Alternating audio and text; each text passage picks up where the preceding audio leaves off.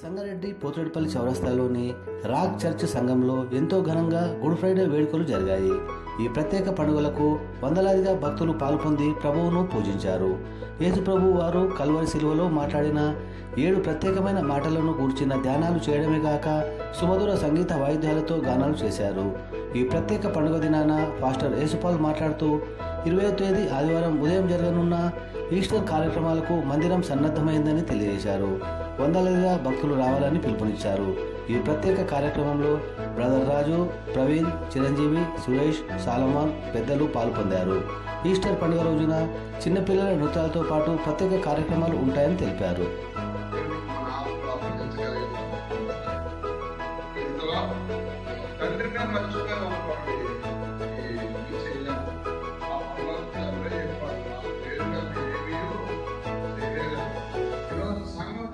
చేసుకోవాల్సింది యేసు నామమున తండ్రిని మరువకుందుము కాక.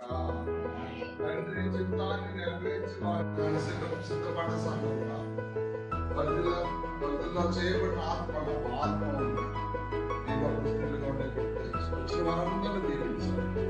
అందరికీ సిలువ శక్తిని విడుదల చేసి త్వరలో నేను అందరూ మరొకసారి ప్రధాన బలంలో పాల్గొంది మా ఇంట్లో చేయండి.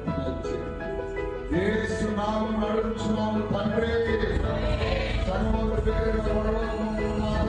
వ్యాపారస్తులైతే వర్ధిల్లడు.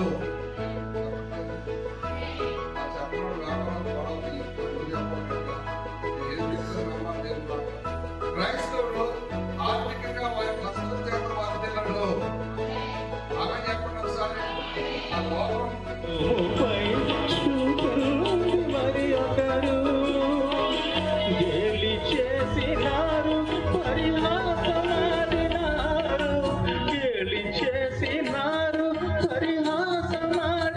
మాటలో 3 సార్లు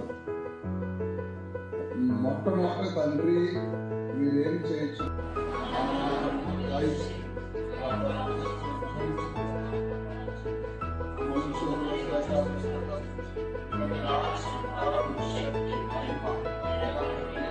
తండ్రి